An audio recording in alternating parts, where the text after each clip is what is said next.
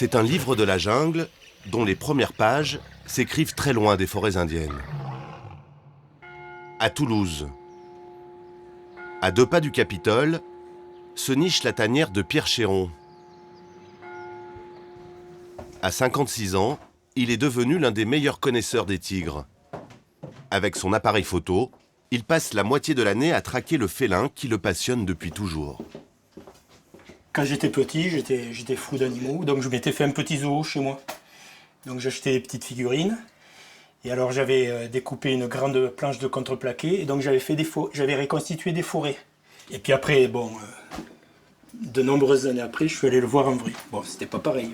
Et là, la révélation? Quand je l'ai vu, c'était... Je tremblais.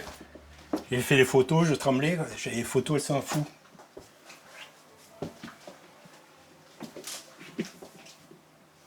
Puis c'est un animal, c'est un gros chat, quoi. Il fait ce qu'il a envie de faire. Et puis alors, ce qu'il y a de bien, ce que je trouve bien, c'est que quand on le voit arriver, c'est un théâtre qui est en mouvement, quoi.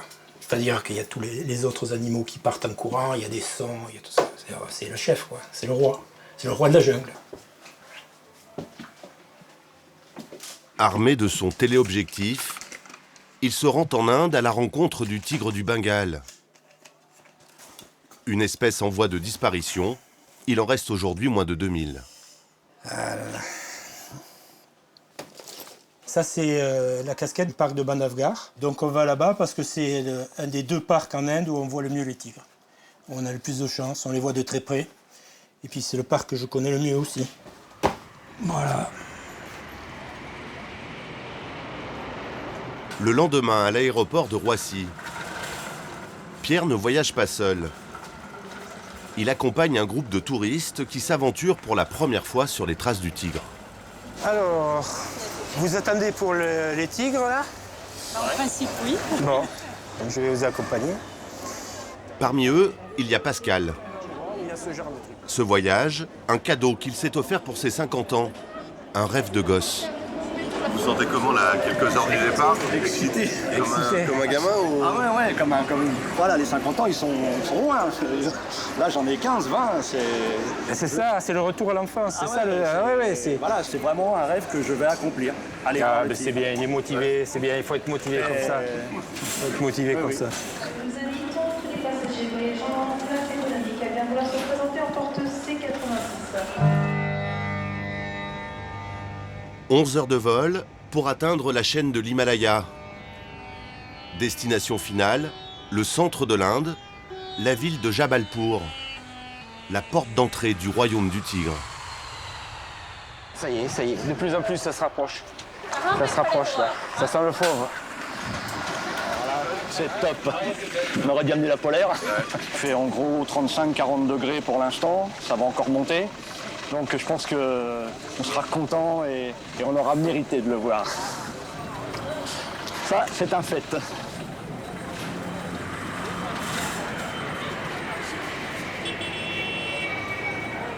Dans la fournaise locale, encore de longues heures de route pour un safari exceptionnel. Allez, à notre arrivée. Voilà, donc là on est vraiment dans le pays du tigre. Bienvenue dans la réserve de Bandhavgarh.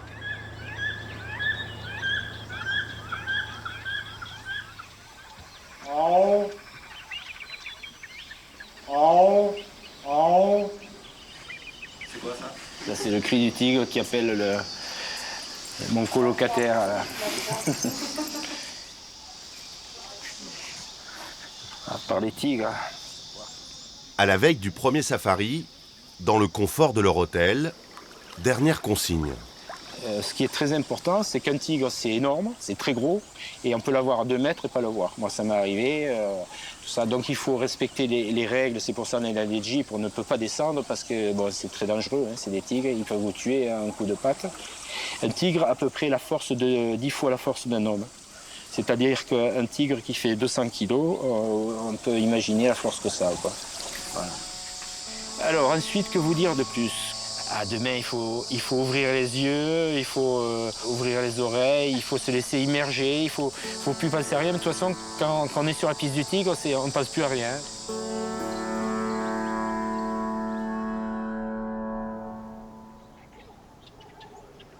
5h30 du matin, le lever du jour, c'est le meilleur moment pour espérer apercevoir le tigre. Le groupe de Pierre découvre le parc. Oui, Chital. Chital. Vous voulez les photos? Ok, photo, picture. Le chital, un daim local dont raffolent les tigres.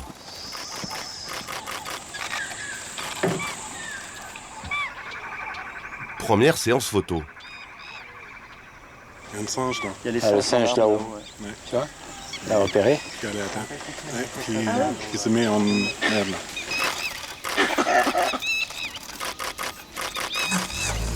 Allez, on y va. Le tigre nous attend. Incroyable.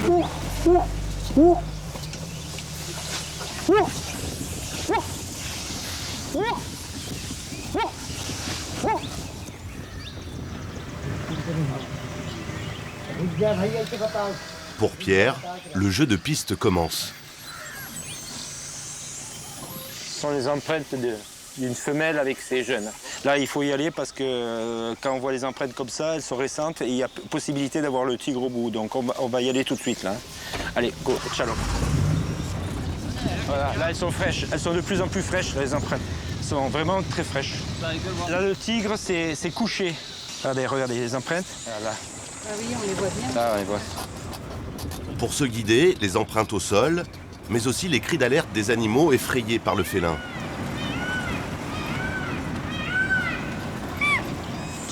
Chital call. Donc ça va se passer ici. Hein. De toute façon, et je pense qu'on va aller au lac. Encore, Chital. Le tigre, il s'entend avant de le voir. C'est-à-dire que le gibier, dès qu'il repère le tigre, émet des cris d'alarme. Et alors le cri suprême, c'est le singe qui voit comme ça, en biais, en profondeur, qui voit relativement sur une distance courte, mais c'est très précis.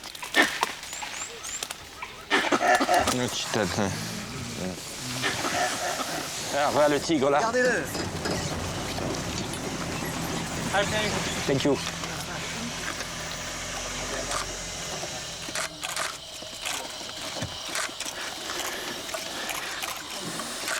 C'est ça qui vous laisse. C'est Kankati. C'est Kankati.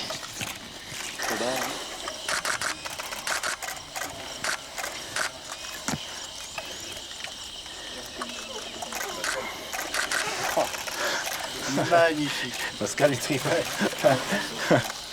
Et donc elle a des petits, on les voit sur ses mamelles.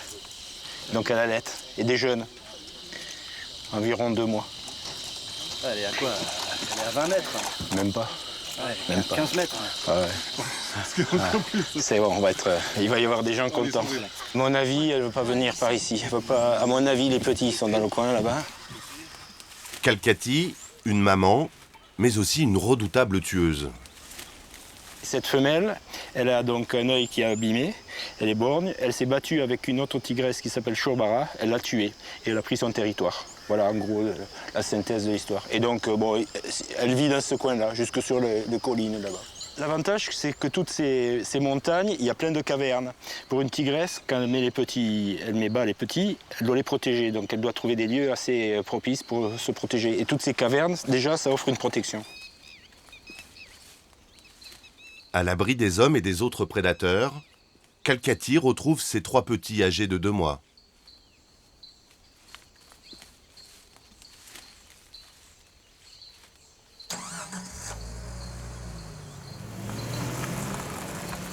Au bout de 7 heures dans le parc, pour leur tout premier safari, les Français sont comblés. La chance était de leur côté. Premier jour, premier safari. Et première réussite. Génial. Ah ouais, sincèrement, c'était grandiose. Cadeau des 50 ans.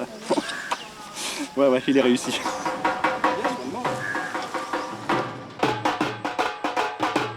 Une grande première pour les touristes, mais en Inde, l'homme a appris à vivre avec le tigre depuis toujours. Dans le village de Tala, à l'entrée de la réserve, les habitants vouent un culte à Bageshvar, le dieu tigre, à qui ils demandent protection. Des prières pour se protéger, car ici, pas un jour sans une attaque du tigre contre le bétail, ou même contre l'homme. En Inde, chaque année, le fauve tue une 50aine de personnes.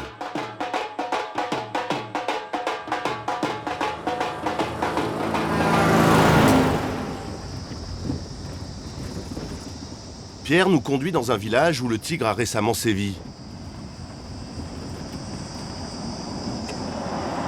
Là, on sort du village de Tala et on va vers un village qui s'appelle Padpata et on va vers le village donc, de la personne qui a eu quelques problèmes avec les tigres. Les tigres sortent du parc, ils font de la prédation sur le bétail, qui sont des proies beaucoup plus faciles que les animaux sauvages. Le parc n'est pas clôturé. Le parc a une clôture, mais c'est un peu fictif, c'est un grillage qui fait 1,50 m et pour les tigres, c'est de la rigolade, quoi.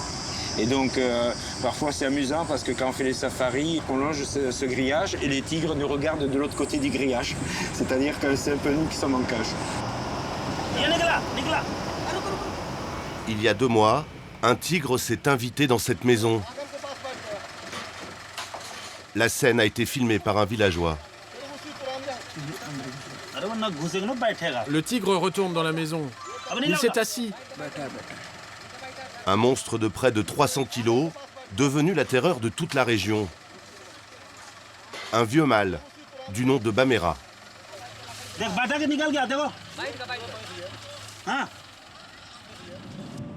À quelques kilomètres du village, nouvelle alerte. Bamera refait parler de lui. Arrêtez-vous! Il y a un tigre en liberté. Un tigre? Il a tué quoi? Des buffles. C'est Bamera.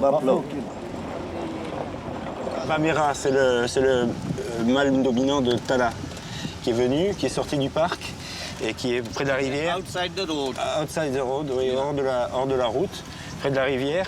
Et d'après ce que j'ai compris, il aurait tué une vache. Qui le co? Un buffalo, un buffle. Nous, on mange ce que Dieu nous offre. Pour le tigre, c'est pareil. Personne ne veut sa disparition. On veut qu'il vive ici, mais qu'il reste dans son périmètre.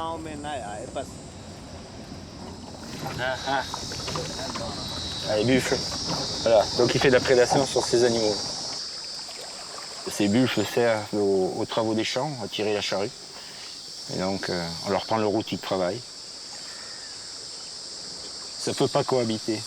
On a longtemps cru que le tigre pourrait cohabiter avec les gens, mais là c'est pas possible.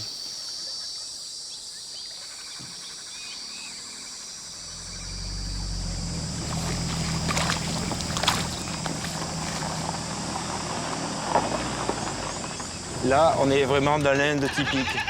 On est sorti des routes, on est dans la vraie vie, quoi.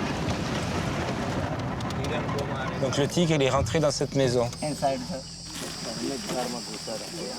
C'est ici que Bamera a terrifié une famille entière.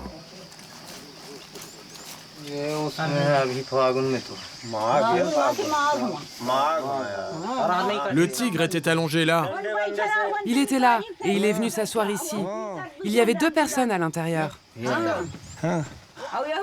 Maintenant, on a toujours peur quand on rentre à la maison.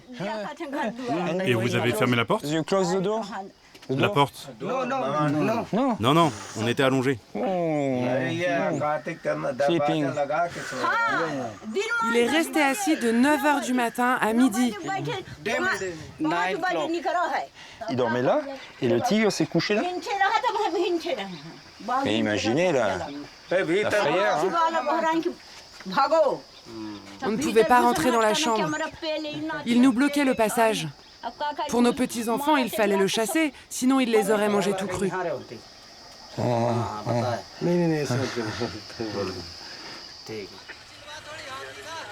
Pour déloger Bamera, des éléphants sont appelés à la rescousse. Il est sorti. Sancha, amène l'éléphant par ici.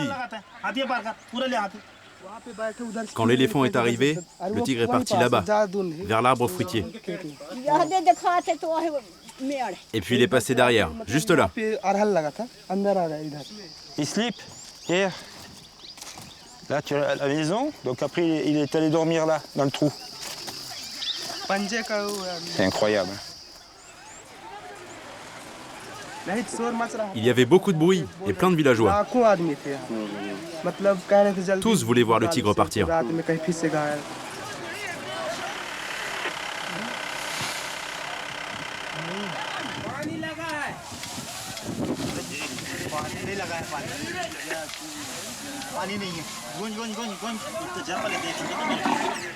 Attention!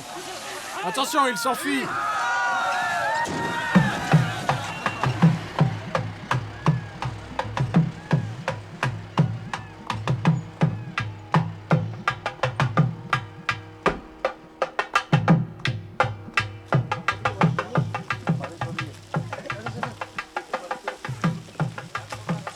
C'est vraiment sérieux. Pour faire partir le tigre, les éléphants ont ravagé toute leur culture. Donc toutes les récoltes ont été perdues, ils n'ont pas été indemnisés, donc c'est une catastrophe, quoi. C'est quoi ce système? Avec ça, le tigre ne peut plus passer. C'est pour les tigres? C'est pour vous protéger? Oui, le tigre ne peut plus rentrer. Voilà. Alors ça, c'est la protection qu'ils ont fait contre le tigre. Maintenant qu'ils ont eu un tigre qui est entré, ils se protègent avec ça, en bambou. C'est dérisoire. Hein. C'est terrible, c'est terrible.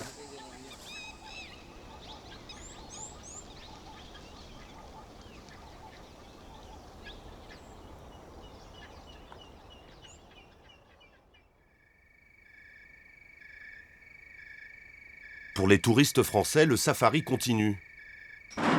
Réveil matinal. Bonjour monsieur, ouais, puis à J+8, ça commence à être très très fatigant. Il est 4h30 du matin. C'est quand même des vacances, le safari? C'est des vacances, franchement, on a des pauses entre midi et 2 qui sont assez longues pour pouvoir se reposer et profiter de la piscine.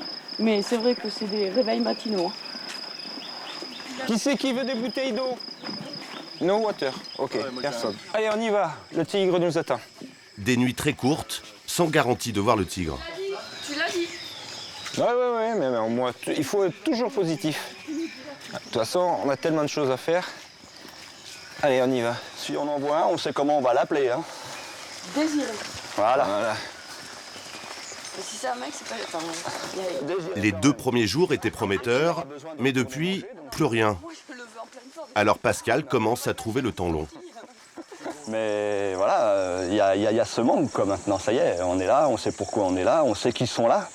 Il y a tous les signaux qui nous sont communiqués par les guides, par les animaux, et on sait qu'ils sont autour de nous. Malheureusement, on n'arrive pas à les apercevoir. Ils se cachent bien, ils se fondent bien dans la nature. Comme Pascal, ils sont nombreux ici à rêver au roi de la jungle.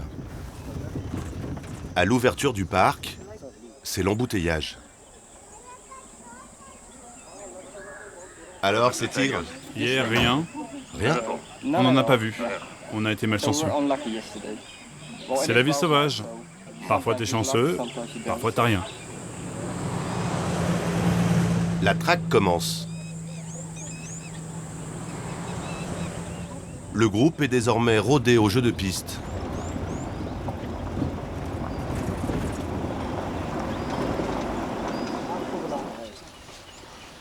Là, c'est les empreintes de léopard. C'est plus petit que les empreintes de tigre, évidemment. Et la cohabitation avec le tigre? Ah, c'est les frères ennemis, ça. Non, ça se passe pas très bien. Et des luttes à mort? Ah, des fois, il y en a, oui. Oui, mais bon, c'est toujours le léopard qui perd, évidemment. Calme plat, quand soudain la jungle s'agite.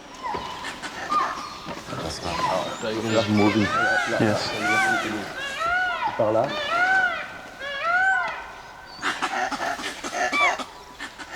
Premier signe prometteur, avec les cris des animaux. le tigre n'est pas loin.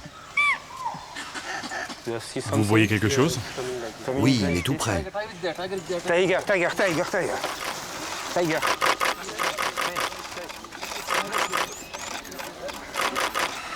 Mal aux femelles.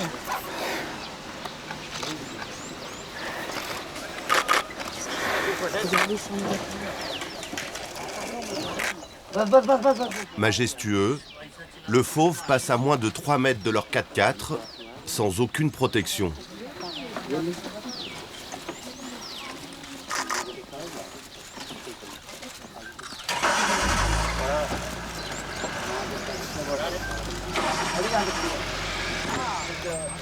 Tout se joue en quelques secondes, quelques clics à ne pas rater.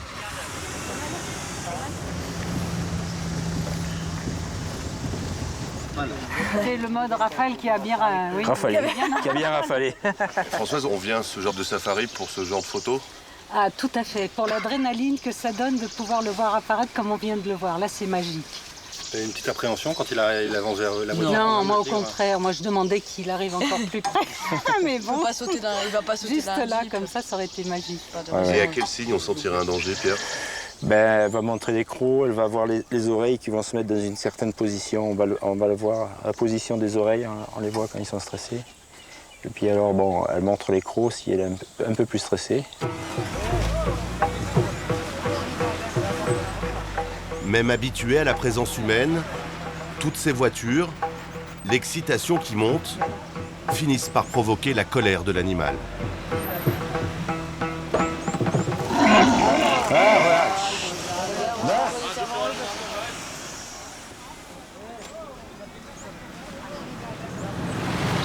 Pierre, c'est un peu la cohue, là. Ils nous ont doublé, c'est pas juste. Dès qu'il y a le tigre, tout le monde s'excite, c'est la couille, ouais. J'ai pas eu le temps de changer ma carte.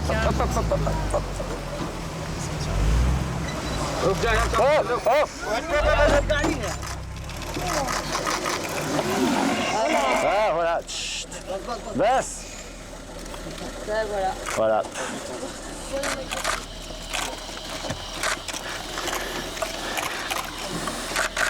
Là, il a réagi. Là, il y a la réaction typique du tigre qui a agressé. Donc, elle a montré les crocs, carrément. Elle n'a pas traversé les choses qu'elle voulait faire, elle est repartie en arrière. Donc là, on a vraiment dérangé. Attention, c'est à ce côté, là. Le tigre s'éloigne. Pour les Français, ce dernier safari à Bandavgar s'achève en beauté.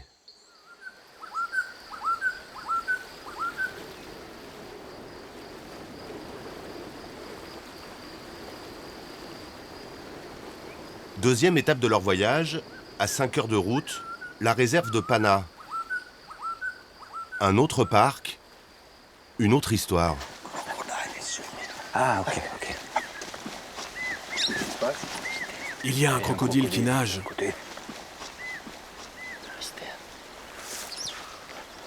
Juste ici.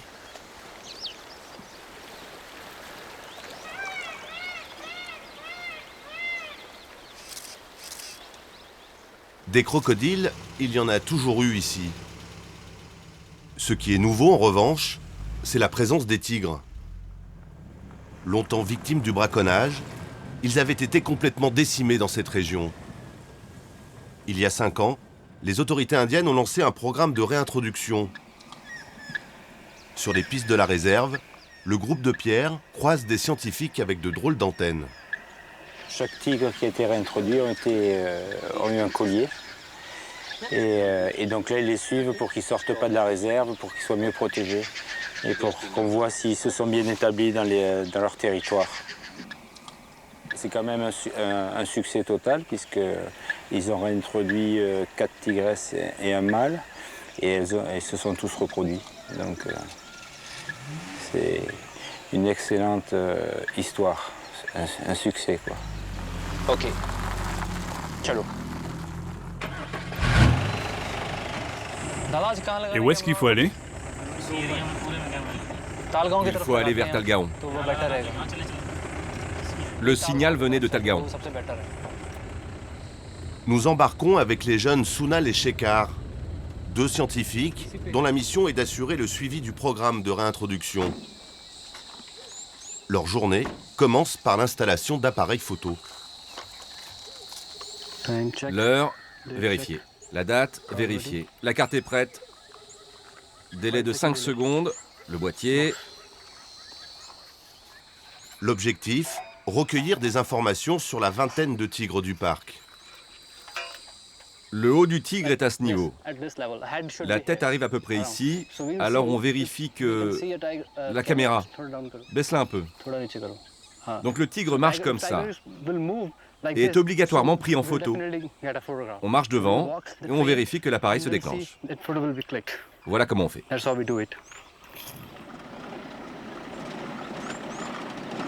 Ils doivent récupérer les photos d'un appareil posé la veille. Sécurité avant tout. Sounal vérifie d'abord que le tigre n'est pas dans les parages.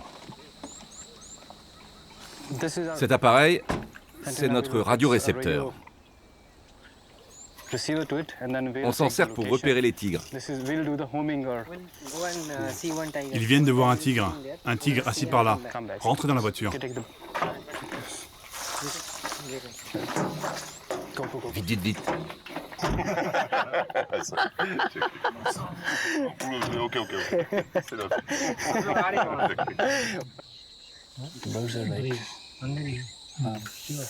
Elle était assise là. Mais tu fais quoi? Reste ici.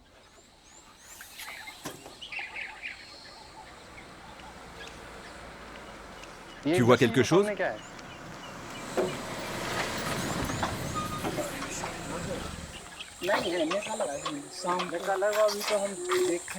Elle était dans l'eau? Oui. Il y avait les bébés? Oui, je pense. On va retirer les appareils photo. Ne fais pas ça, fais pas ça. Si, il faut les enlever. Je t'en prie, vérifions d'abord le signal. Tu vas te faire filmer en train d'être bouffé. Le signal te dit qu'elle est à côté. Respecte cet engin au moins. Donne-moi sa situation exacte. Le signal est fort. Le tigre est dans cette direction, à 200 mètres maximum.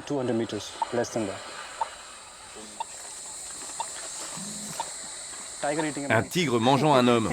Leur mission ne doit jamais leur faire oublier que le tigre est aussi un tueur d'hommes. C'est silencieux. Si tu tournes le dos et que tu fuis, il t'attaquera. Si tu restes en face de lui, si tu restes calme, alors il va partir. Le tigre ne veut pas de conflit. Il peut me tuer en une fraction de seconde, mais il ne le veut pas. Les gros félins ne cherchent pas le conflit. Ils veulent juste manger en paix. Nous devrions partir de leur territoire.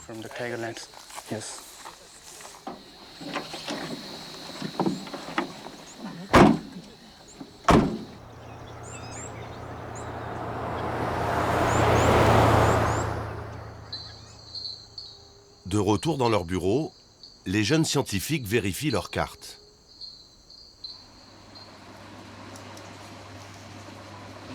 On l'a. On l'a même très bien. Il y a la mère et les petits. Le premier et le deuxième. Regarde là. Elle est pleine de vie.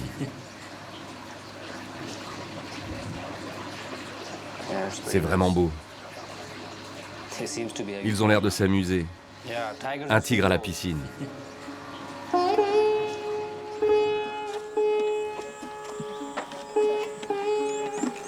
En fin de journée, nouvelle sortie pour Sounal et Shekhar. Cette fois-ci à dos d'éléphant.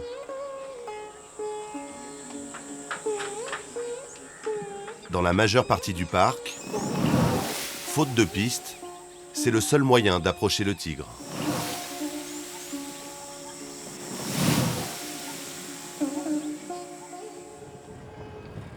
Les touristes, Pascal et ses amis, sont rentrés en France. Pierre, lui, est resté. Il veut profiter un maximum du tigre. Il sait que ces instants de grâce sont fragiles, que le combat des scientifiques est loin d'être gagné. Il est sur le fil du rasoir. On peut continuer à le maintenir dans les populations qu'il a. S'il y a beaucoup d'efforts de fait, augmenter les populations de tigres, ça va être très très difficile. Très très difficile. Donc je suis parfois optimiste, parfois pessimiste, mais bon, ils font des efforts. Ils font quand même beaucoup d'efforts depuis quelques temps, depuis 2-3 ans. On se rend compte qu'ils y travaillent, mais bon, c'est infini le boulot qu'il y a à faire ici.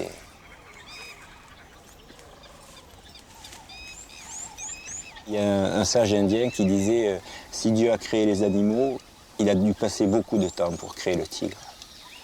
Et ça, je trouve que c'est un résumé absolu. Pour moi, c'est une perfection. C'est une perfection.